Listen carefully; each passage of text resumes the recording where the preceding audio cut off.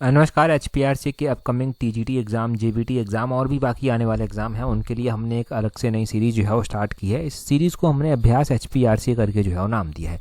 इस सीरीज़ में वो सभी इंपॉर्टेंट टॉपिक कवर किए जाते हैं जो कि ऑफिशियल सिलेबस में मेंशन किए गए हैं। उन सभी टॉपिक्स को डिटेल से भी डिस्कस किया जाता है ताकि आने वाले एग्जाम्स में आपको हेल्प मिल सके। अभी हम क्वेश्चन नंबर 1 से जो है वो डिस्कशन को स्टार्ट करेंगे। बोलते हैं name the continent that form a mirror image of each other. तो बोलते हैं कि उस महाद्वीप का नाम आपको बताना है जो एक दूसरे की जो है वो जो मिरर इमेज, इनके दर्पण छवि जो है वो बनाते हैं। देखिए हमारे पास अलग अलग कॉन्टिनेंट जो है वो आते हैं, और अगर हम कॉन्टिनेंट्स की बात करते हैं तो दो कॉन्टिनेंट ऐसे आते हैं जो एक दूसरे की मिरर इमेज जो है वो फॉर्म करते हैं, और मिरर इमेज कैसे फॉर्म करते हैं वो भी हम जानेंगे।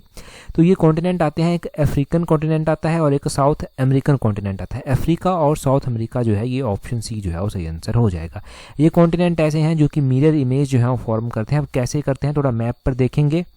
अगर आप मैप पर देखते हैं तो यहाँ पर सभी कॉन्टिनेंट दिए गए हैं। हमारे पास जो अलग अलग कॉन्टिनेंट आते हैं वो सारे दिए गए हैं। ये हमारा साउथ अमेरिकन कॉन्टिनेंट जो है वो आता है, ये साउथ अमेरिकन कॉन्टिनेंट आता है, और ये अफ्रीकन कॉन्टिनेंट है तो ये अफ्रीकन कॉन्टिनेंट जो है वो यहाँ पर आता है।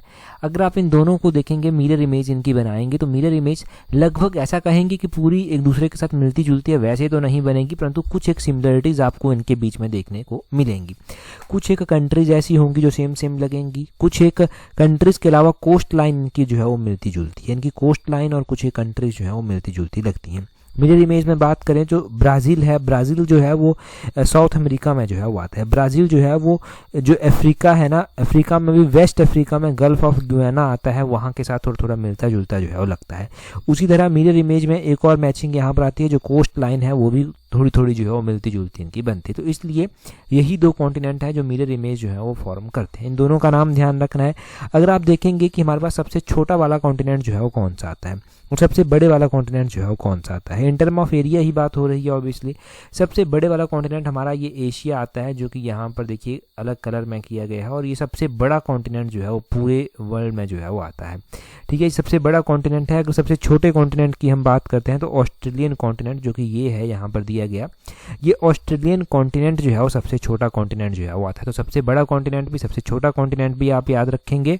इतना एनफ है यहाँ से याद रखने के लिए। अगला क्वेश्चन हम देखेंगे हमारे पास क्या पूछा गया है। अगले क्वेश्चन में बोलते हैं largest river of Asia is. तो बोलते हैं कि एशिया की लार्जेस्ट रिवर जो है वो कौन सी दी गई है। अब देखिए लार्जेस्ट रिवर की अगर हम बात करते हैं तो लार्जेस्ट रिवर जो एशिया की दी गई है वो कौन सी रिवर दी गई है, वो रिवर जो है वो यांगचे नदी जो है वो आती है। ऑप्शन ए जो है वो सही आंसर इसका हो जाएगा। लार्जेस्ट रिवर ऑफ एशिया कौन सी है, यांगचे नदी जो है वो आ जाती है। अगर हम बात करते हैं कि ये यांगचे रिवर, इसको चांग जियांग भी बोलते हैं, यहाँ पर मैं लिख देता हूँ इसको, और क्या बोलते हैं, चांग जियांग भी इसको बोलते हैं। और ये आती कहाँ पर है, ये जो है वो चाइना में जो है वो आती है। ये सबसे बड़ी है, और एशिया की जो है ये सबसे बड़ी है। पूरे वर्ल्ड की ये सबसे बड़ी नदी जो है वो नहीं है। हम बात करते हैं वर्ल्ड की लार्जेस्ट रिवर की। ठीक है, कि वर्ल्ड की लार्जेस्ट रिवर जो है वो कौन सी आती है, और वर्ल्ड की लॉन्गेस्ट रिवर जो है वो कौन सी आती है। तो लार्जेस्ट रिवर की जब भी बात की जाएगी तो नाइल नदी जो है वो इन टर्म ऑफ लेंथ सबसे बड़ी आती है, और इन टर्म ऑफ वॉल्यूम जो है वो अमेज़न रिवर जो है वो सबसे बड़ी आती है। तो इसको कैसे समझेंगे आप, लार्जेस्ट रिवर अगर आप बात करेंगे इन टर्म ऑफ वॉल्यूम तो जो अमेज़न रिवर है, यहाँ पर मैं लिख देता हूँ, अमेज़न रिवर है, ये सबसे बड़ी है, लार्जेस्ट है।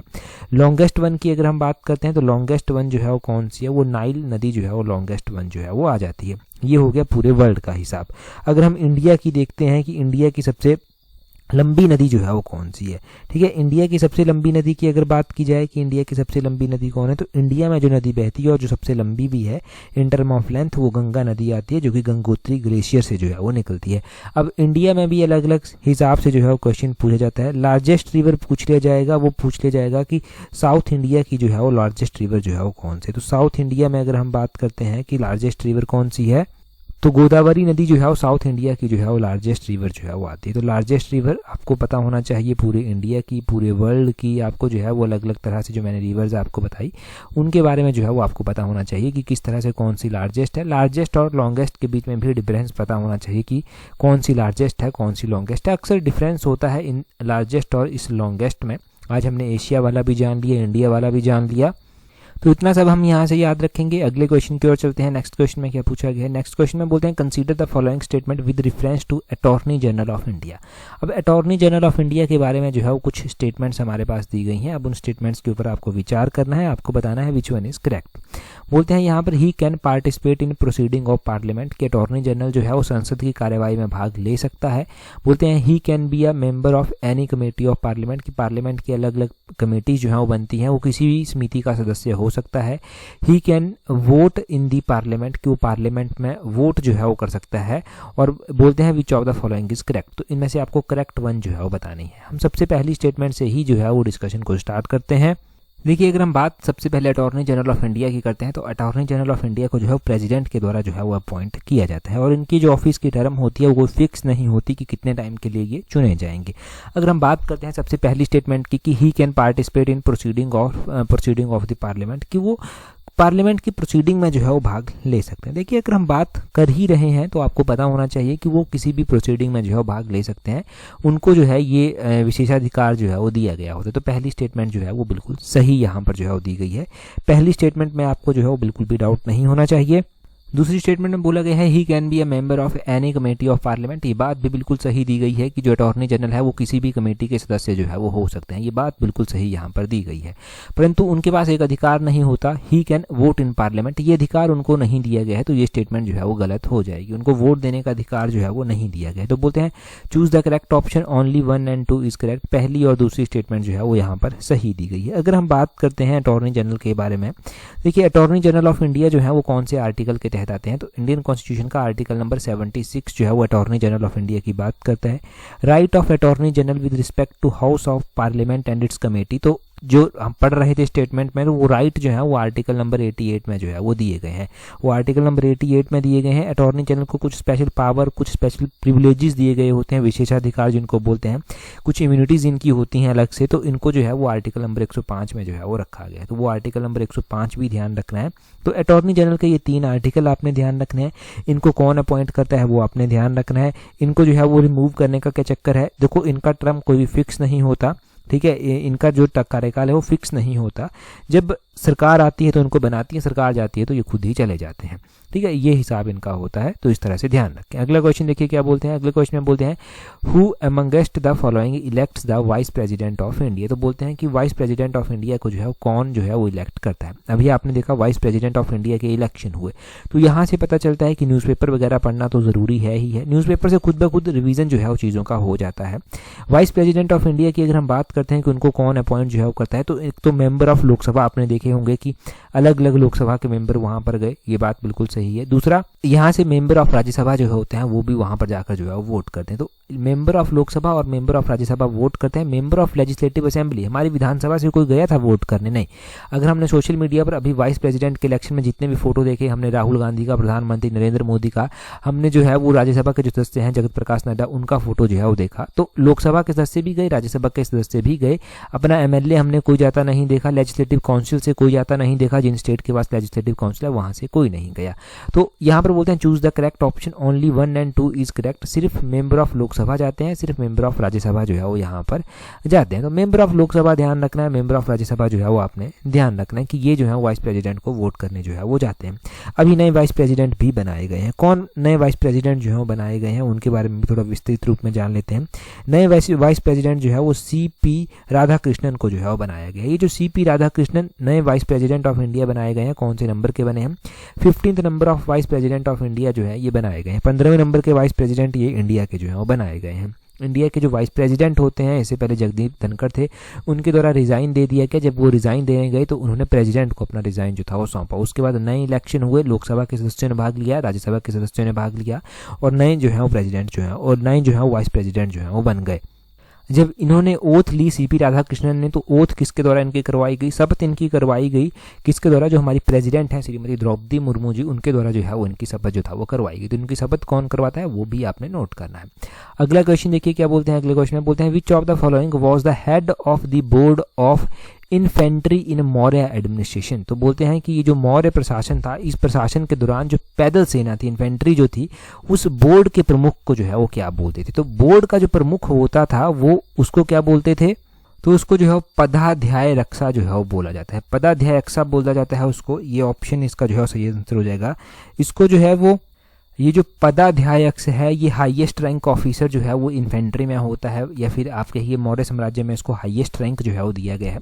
मौर्य साम्राज्य की भी थोड़ी सी बात जो है वो कर लेते हैं। मौर्य साम्राज्य की जो नींव रखी गई थी वो चंद्रगुप्त मौर्य के द्वारा रखी गई थी, और अपने गुरु, इनके गुरु हुआ करते थे एक चाणक्य की सहायता से जो था वो इन्होंने सबसे पहले क्या किया, नंद वंश के अंतिम शासक को जो है वो मार गिराया। नंद वंश के अंतिम शासक धनानंद हुआ करते थे, इनको पराजित इन्होंने किया, और उसके बाद इन्होंने मौर्य वंश की स्थापना जो था वो रखी थी। बड़ी ही बहादुर के साथ मौर्य वंश की स्थापना जो था वो की गई थी।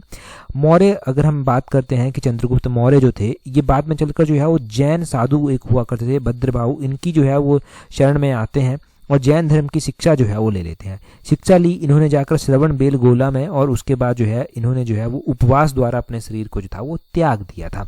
अगर हम मौर्य साम्राज्य के और शासकों की बात करते हैं तो बिंदुसार उसमें आते हैं, अशोक आपको देखने को मिलते हैं जिन्होंने बाद में चलकर बौद्ध धर्म को अपनाया था, वो भी जो है मौर्य शासक ही हमें देखने को मिलते हैं। तो ये हमने जान लिया कि पदाध्यक्ष किसको बोलते थे, बाकी मौर्य साम्राज्य के बारे में हमने थोड़ा सा जाना। अगला क्वेश्चन देखेंगे हमारे पास नेक्स्ट क्वेश्चन में क्या पूछा गया है, परंतु अगला क्वेश्चन हम डिस्कस करें उससे पहले अगर आप तैयारी कर रहे हैं अपकमिंग HPRC के TGT एग्जाम के लिए, HPRC के JVT एग्जाम के लिए, पेपर 1 के लिए तैयारी कर रहे हैं, तो आप हमारी कॉम्प्रिहेंसिव टेस्ट सीरीज को ज्वाइन कर सकते हैं, जिसका लिंक नीचे डिस्क्रिप्शन बॉक्स कमेंट बॉक्स में जो है वो दिया गया। देखिए ये सही टाइम है आपके पास कि आप टेस्ट सीरीज को ज्वाइन करें, और सही टाइम में टेस्ट सीरीज को प्रैक्टिस करके उसको रिवाइज भी करें। रिवाइज करना बहुत ज़्यादा इंपॉर्टेंट है। लिमिटेड नंबर ऑफ सोर्सेज से जब आप पढ़ते हैं तो सक्सेस के चांसेस बहुत ज़्यादा आपके बढ़ जाते हैं, और रिवीजन जब आप प्रॉपरली करते हैं तो सक्सेस जो है वो आप इंश्योर कर पाते हैं, और मेरिट में भी आपको अपना एक प्रॉपर रैंक जो है वो तभी देखने को जो है वो मिल सकता है। तो अगर आप इन चीज़ों को फॉलो करते हैं तो अच्छे से आपको जो है सक्सेस मिल पाएगी, एक अच्छा रैंक मिल पाएगा। नीचे टेस्ट सीरीज का link description box comment box में दिया गया है, वहां से ज्वाइन कर लेना। अगला क्वेश्चन देखिए क्या बोलते हैं who among the following was the successor of king Bimbisara to the throne of Magadha. तो बोलते हैं कि निम्नलिखित में से मगध के सिंहासन के राजा बिंबिसार का उत्तराधिकारी कौन था। अभी हम क्या पढ़ रहे थे, अभी हमने क्या पढ़ा, हमने अशोक के बारे में पढ़ा, हमने बिंदुसार के बारे में पढ़ा, हमने चंद्रगुप्त मौर्य के बारे में पढ़ा। अब हम मगध की ओर जो है वो चलते हैं, मगध के बारे में थोड़ा सा जानते हैं। ये जो मगध के सिंहासन थे यहाँ पर बिंबिसार हुआ करते थे, इनके जो उत्तराधिकारी थे उनका नाम अजातशत्रु जो था वो हुआ करता था। ऑप्शन डी जो है वो सही आंसर इसका हो जाएगा। ये अजातशत्रु थे जो इनके उत्तराधिकारी थे। थोड़ा सा यहाँ से भी विस्तृत रूप में जानकारी जो है वो यहाँ से भी लेंगे कि क्या क्या क्वेश्चन एग्जाम में बन सकते हैं। ये जो हम मगध साम्राज्य की बात कर रहे हैं तो इस वंश में जो है वो बिंबिसार हुआ करते थे, एक काफ़ी शक्तिशाली जो था वो हुआ करते थे। बिंबिसार के बाद बिंबिसार जो है वो कहा जाता है कि बिंबिसार बुद्ध के समकालीन भी थे और बुद्ध धर्म के अनुयायी भी ये थे। उसके बाद अजातशत्रु आते हैं। अजातशत्रु ने बिंबिसार को मारा। बिंबिसार जो था वो पिता हुआ करते थे अजातशत्रु के, अपने पिता की हत्या की इन्होंने, और उसके बाद मगध का शासन जो था वो अपने कब्जे में ले लिया था। और इनकी हत्या कैसे हुई अजातशत्रु की, तो अजातशत्रु की हत्या जो था वो मगध के ही शासक थे उज्जैन जिनको बोलते हैं उज्जैन के द्वारा इनकी हत्या की गई थी। उसके बाद मगध का जो था वो उत्तराधिकार जो था वो ले लिया गया था। अगर हम मगध में देखते हैं तो हमने सबसे पहले पढ़ा बिंबिसार के बाद हमने अजातशत्रु पढ़ा, अजातशत्रु के बाद हमने उज्जैन जो है वो पढ़ा। तो इतना सा ही आप ध्यान रखेंगे कि ये तीन मुख्य रूप से जो हम मोस्टली पढ़ते हैं और मोस्टली एग्जाम में पूछे जाते हैं, तो ये तीन शासक जो हैं वो पूछे जाते हैं। तो इतना इनफ है यहाँ से याद रखने के लिए, बहुत ज़्यादा हमने जो है वो जान लिया यहाँ से, जो एग्जाम में पूछ जाता है उसके हिसाब से काफ़ी हो गया। अगला क्वेश्चन देखते हैं हमारे पास क्या बोलते हैं what will be the focal length when human eye lens become thin. तो बोलते हैं कि जब मानव नेत्र लेंस पतला हो जाता है तो फोकल लेंथ की लंबाई क्या होती है। देखिए what will be the focal length क्या होती है जब ह्यूमन आई का जो लेंस है वो पतला हो जाता है, तो फोकल लेंथ जो है इंक्रीज हो जाती है। ऑप्शन ए जो है वो सही आंसर हो जाएगा, फोकल लेंथ इंक्रीज हो जाती है। अगर हम बात करते हैं जो नॉर्मल एक पर्सन होता है जो रिलैक्स पोजीशन में बैठा है, रिलैक्स पर्सन जो है उसकी आई की जो फोकल लेंथ होती है वो क्या होती है। फोकल लेंथ ऑफ ह्यूमन आई की बात करते हैं तो वो 25 मिलीमीटर जो है वो होते हैं, 25 mm जो है वो होती है। अगर सेंटीमीटर में हम बात करेंगे तो 2.5 सेंटीमीटर जो है वो होती है। कितनी? 2.5 सेंटीमीटर जो है वो होती है। इतना सा याद रहेगा क्योंकि इसके ऊपर भी क्वेश्चन जो है वो बनता है, इसके ऊपर भी क्वेश्चन बनता है और यहाँ पर mm में पूछा गया, cm में, सेंटीमीटर में पूछा गया, तो वो आप जो है वो क्लियर कर लेंगे यहाँ से कि क्या जो है वो होगा। अगर हम ह्यूमन आई की बात कर रहे हैं तो ह्यूमन आई के बेसिक क्वेश्चन मैं आपको रिवाइज करवा देता हूँ, जो मैं अक्सर रिवाइज करवाता हूँ, जिनके बारे में अक्सर आप जानते हैं। एक बार उनको रिवाइज कर लेते हैं। तो ह्यूमन आई में आपने देखा होगा कि डिफेक्टेड हो जाती है, किसी को नज़दीक की वस्तु नहीं दिखाई देती, किसी को दूर की वस्तु नहीं दिखाई देती। जब मायोपिया होता है, एक डिजीज होती है, इसको शॉर्ट साइटेडनेस भी बोलते हैं। शॉर्ट साइटेडनेस में क्या होता है, डिस्टेंस की जो चीज़ें होती हैं वो क्लियरली नहीं दिखाई देती, बाकी नज़दीक की चीज़ें क्लियरली दिखाई देती हैं। तो मायोपिया को जब ठीक करना होता है तो लेंस लगाया जाता है एक, उसको कनकेव लेंस जो है वो बोलते हैं। एक हाइपरमेट्रोपिया भी होता है। हाइपरमेट्रोपिया में क्या होता है, इसमें जो है वो दूसरी जो दूर की चीज़ें हैं वो क्लियरली दिखाई देती हैं, परंतु ऑब्जेक्ट जो हमारे नज़दीक रखे हैं वो क्लियरली जो है वो नहीं दिखाई देते।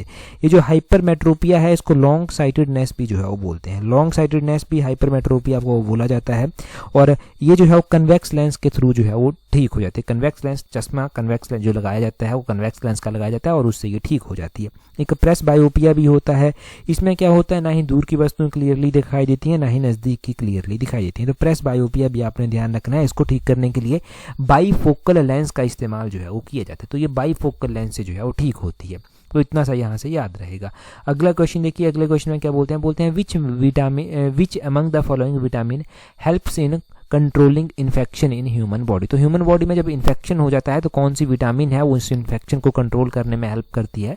तो विटामिन सी आती है इसमें, विटामिन सी, ऑप्शन सी ध्यान रखना है, जो कि उस इन्फेक्शन को ठीक करने में जो है वो हेल्प करती है। विटामिन सी आपको ध्यान रहेगा। अब हमने जो है वो विटामिन के बारे में बहुत कुछ पढ़ रखा है इसी सीरीज़ में, अगर आप देखेंगे पहले की वीडियो से बहुत कुछ पढ़ रखा है। यहाँ पर हम थोड़ा थोड़ा रिवाइज भी उनके बारे में कर लेते हैं। विटामिन ए आती है जिसको रेटिनल बोलते हैं, विटामिन B1 थायमिन इसको बोलते हैं, विटामिन B2 राइबोफ्लेविन इसको बोलते हैं, विटामिन बाई3 आती है नाइसिन इसको बोलते हैं, विटामिन B5 आती है पैंथोथेनिक एसिड बोलते हैं, विटामिन B6 आती है इसको पायरोडॉक्सिन बोलते हैं, विटामिन B12 आती है इसको कोबालमिन बोलते हैं, साइनोकोबालमिन बोलते हैं इसको, विटामिन सी आती है एस्कॉर्बिक एसिड इसको बोला जाता है, विटामिन डी आती है इसको कैल्सीफ्यूल बोलते हैं, विटामिन ई आती है इसको टोकोफिरोल और के जो आती है इसको जो है फिलाकिनन जो है वो बोला जाता है। तो इन विटामिन के केमिकल नाम आपने ध्यान रखना है। फिलहाल हम केमिकल नाम ही रिवाइज करेंगे, केमिकल नाम बहुत ज़रूरी हैं। ये ऐसे भी क्वेश्चन आ सकता है कि vitamin A B C D ऐसे कर और मैच करने को जो है वो दे देंगे कि मैच करो किसके साथ, इनका केमिकल नाम जो है वो क्या है। हमने पढ़ लिया विटामिन के बारे में और अभी जो है वो अगर इनका कोई भी केमिकल नाम पूछा गया तो आप उसको बिल्कुल सही कर जो है वो आएंगे। अगले क्वेश्चन में देखिए क्या बोलते हैं, बोलते हैं which 5-year plan is also known as liberalisation of economy. तो कौन सा 5-year प्लान था जिसको लिबरलाइजेशन ऑफ इकोनॉमी भी जो है वो बोला जाता है। अगर हम 5-year प्लान की बात करते हैं तो हमारे पास अलग अलग 5-year प्लान जो है वो आए। जो अलग अलग 5-year प्लान आए तो एक ऐसा 5-year प्लान भी है जिसको जिसको जो है लिबरलाइजेशन ऑफ इकोनॉमी भी बोला जाता है। वो आया 8th 5-year प्लान, 8वें नंबर का 5-year प्लान आया वो। ये जो 8वें नंबर का 5-year प्लान था ये कब से लेकर कब तक जो था वो चला था, ये 1992 से लेकर 1997 तक जो था वो चला था। जो अगर हम बात करते हैं, जब भी हमने इंडियन इकोनॉमी जो है वो पढ़ी है तो हमने इंडियन इकोनॉमी में जो है वो LPG रिफॉर्म जो है वो पढ़े हैं। ये LPG रिफॉर्म भी जो है वो ज़रूरी हैं, ये डायरेक्टली जो है वो जुड़े होते हैं इनके साथ ही, जो हमारी इकोनॉमी है उसके साथ ही। LPG यानी कि L stand for liberalisation, P stand for privatisation और LPG स्टैंड फॉर ग्लोबलाइजेशन। तो जब इंडिया ने LPG रिफॉर्म्स के ऊपर फोकस किया तो लिबरलाइज हुई इकोनॉमी, वहाँ से प्राइवेट सेक्टरों को जो है वेलकम किया गया और इंडिया की जो इकोनॉमी है ना वो भी पूरे ग्लोब में जाकर फैली जाकर, मतलब ऐसा हुआ कि ग्लोब से कोई भी यहाँ पर आकर इजीली ट्रेड कर सकता था। किसी भी कंट्रीज में कंट्री का यहाँ पर आकर कोई भी कंपनी इन्वेस्ट कर देती थी और इंडिया की जो बड़ी बड़ी कंपनियाँ थी वो भी कहीं और पर जाकर जो था वो ईजिली इन्वेस्ट कर देती थी। ठीक है, तो इस तरह से LPG रिफॉर्म जो है वो आए और LPG रिफॉर्म लगभग 1991 में जो था वो आ गए थे। 1991 के करीब जो था ये LPG रिफॉर्म आ गए थे और उसके बाद इंडिया में काफ़ी रोजगार के अवसर आए। इंडिया में जो है वो काफ़ी अपॉर्चुनिटीज़ लोगों को जो था वो देखने को उस टाइम जो था वो मिली थी। तो वो दौर भी बहुत एक गोल्डन पीरियड एक तरह से आप बोल सकते हैं। और एलपीजी रिफॉर्म के बाद अगर हम बाकी 5 ईयर प्लान्स के बारे में बात करते हैं तो फर्स्ट 5 ईयर प्लान 1951 से 56 तक आया था, इसको जो है वो हारोद दोमर मॉडल भी बोलते हैं। सेकंड 5 ईयर प्लान 1956 से 61 तक आया था, इसको पीसी महलनोबिस भी बोलते हैं। थर्ड 5 ईयर प्लान 1961 से 66 के बीच में आया था, और उसके बाद प्लान हॉलीडे आया था 1966 से लेकर 69 तक, और उसके बाद फोर्थ 5 ईयर प्लान आया था 1969 से लेकर 1974 तक, और उसके बाद फिफ्थ 5 ईयर प्लान था 1974 से 1978 तक, और उसके बाद रोलिंग प्लान आया था 1978 से लेकर 1980 तक। तो ये 5 ईयर प्लान आपने जो है वो ध्यान रखने हैं। इन 5 ईयर प्लान्स के बारे में पता चल गया। अगला क्वेश्चन देखिए क्या बोलते हैं। अगले क्वेश्चन में बोलते हैं which of the following statement is correct, इनमें से कौन सा कथन जो है वो सही दिया गया। यहाँ पर डिवैल्यूएशन के बारे में जो है वो दिया गया है। तो डिवैल्यूएशन के बारे में अगर हम कुछ भी स्टेटमेंट पढ़ें उससे पहले आपको यही पता होना चाहिए कि डिवैल्यूएशन होती क्या है। देखिए डिवैल्यूएशन ये होती है कि जो हमारी डोमेस्टिक करेंसी है उसकी वैल्यू को एज कम्पेयर टू फॉरेन जो करेंसी है उसके कंपेयर में रिड्यूस कर देना, ये होता है। इंडिया का मतलब जो रुपया है उसके कंपेयर में, इंडिया के रुपये के कंपेयर में जो है इंडिया के रुपये को कमज़ोर कर देना है एज कंपेयर टू जो यूएस का करेंसी है, एक तरह से उस तरह से ऐसे समझिए आप। और ये क्यों किया जाता है, ताकि कंट्री में एक्सपोर्ट को जो है वो एनकरेज किया जा सके और इम्पोर्ट जो होता है उसको डिस्करेज किया जा सके। एक्सपोर्ट को बढ़ाने के लिए और इम्पोर्ट को कम करने के लिए जो है ये किया जाता है। तो अब बोलते हैं डिवैल्यूएशन से होता क्या है। Devaluation leads to cheaper imports in domestic market, कि डिवैल्यूएशन जो है वो जो चीपर इम्पोर्ट होता है उसको जो है वो लीड करती है। Devaluation leads to expensive export to foreign market, कि फॉरेन मार्केट में ये एक्सपेंसिव एक्सपोर्ट होता है उसको लीड करती है। Devaluation leads to expensive import to domestic market, और devaluation reduces the export of the foreign market.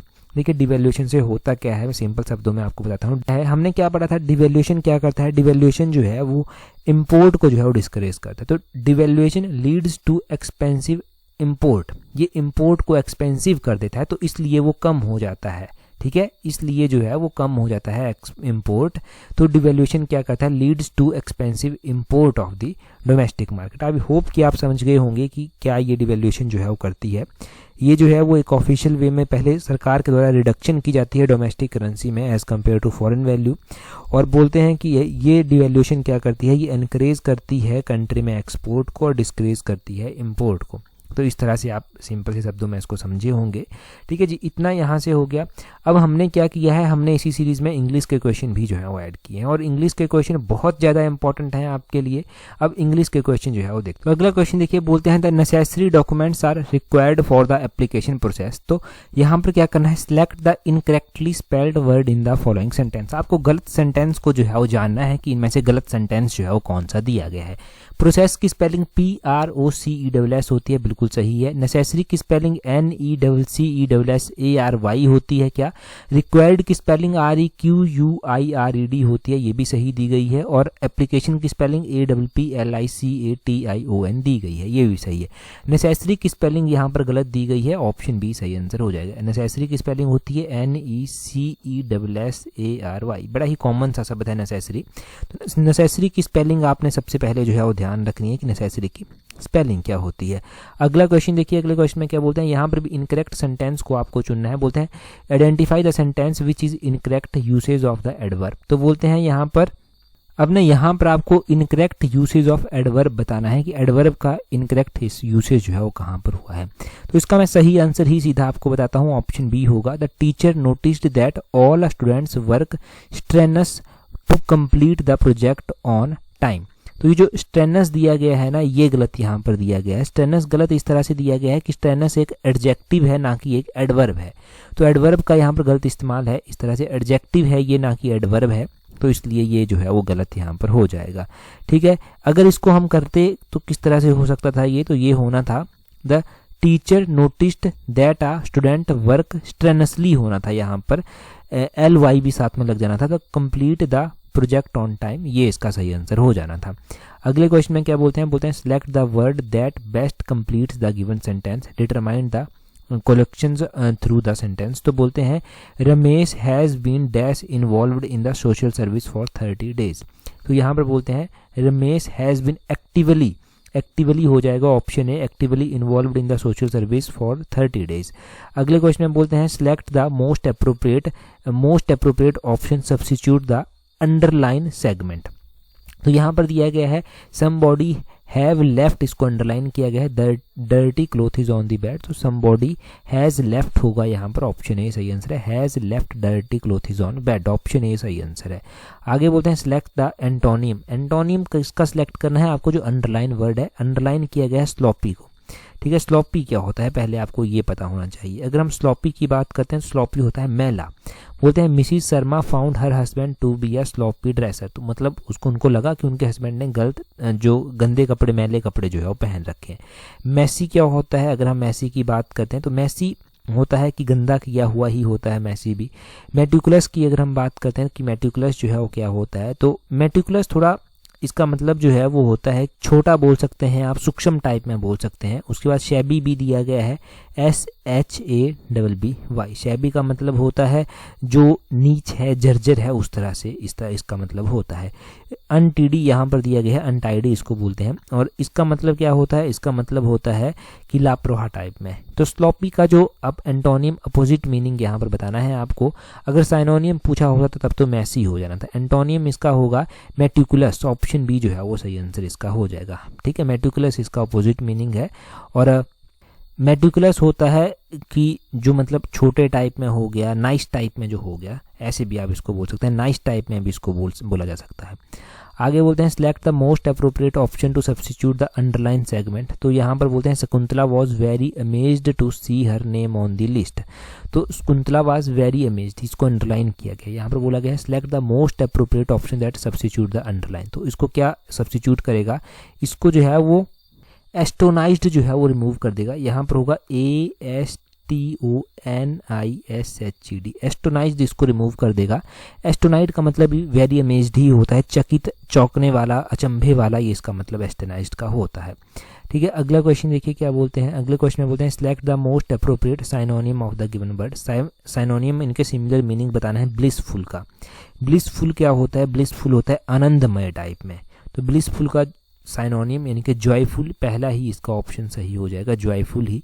अगर हम बात करते हैं बाकी ऑप्शन की, तो फ्राइटफुल क्या होता है, अगर हम फ्राइट की बात करते हैं तो फ्राइट होता है डरने वाला, भयफुल सा। विशफुल थोड़ा विश की जो हम इच्छा करते हैं वैसा हो गया। और बाउंटीफुल का क्या मतलब होता है, जो यहाँ पर दिया गया है, अगर बाउंटीफुल की हम बात करते हैं तो उसका मतलब होता है प्रचुर, भरपूर मात्रा में, वो इसका मतलब होता है। आगे क्या बोलते हैं select the most appropriate synonym of the word firm to the fill in the blanks, तो फर्म का साइनोनियम पहले आपको पता होना चाहिए। फर्म होता क्या है, बोलते हैं कि वो फर्मली खड़ा रहा। फर्म का मतलब होता है कि वो दृढ़ रहा अपने काम पर। दृढ़ कैसे हो जाएगा, दृढ़ का साइनोनियम हो जाएगा डिटरमाइंड, वो अपने काम को लेकर बड़ा ही डिटरमाइंड था, ऑप्शन सी सही आंसर इसका हो जाएगा, बड़ा ही आसान था ये तो। अगले में क्या बोलते हैं, अगले में बोलते हैं इनकरेक्टली स्पेल्ड, यानी कि जो गलत स्पेलिंग की गई है। क्रिटिक्ड की अगर हम बात करते हैं तो CRITIQUED की इसकी स्पेलिंग होती है, हाँ जी यही इसकी स्पेलिंग होती है। अगर हम बात करते हैं दूसरे में, अगर हम इनक्रेसीज की बात करते हैं तो ये स्पेलिंग गलत दी गई है, इसकी स्पेलिंग होती है INACCURACIES, ये इसकी स्पेलिंग होती है इनक्रेसीज, ये इसकी स्पेलिंग जो है वो होती है। आगे बोलते हैं select the most appropriate option to fill in the blanks, तो बोलते हैं the project must be completed dash the end of week, तो बोलते हैं the project must be completed by यहाँ पर हो जाएगा by the end of week, option C जो है वो सही आंसर इसका हो जाएगा। तो इस तरह से हमने देख लिया। अगला क्वेश्चन देखिए, बोलते हैं how many digits are there in GSTIN, इनके गुड्स एंड सर्विसेज जो टैक्सेशन नंबर होता है आइडेंटिफिकेशन का, उसमें कितने नंबर जो है वो होते हैं।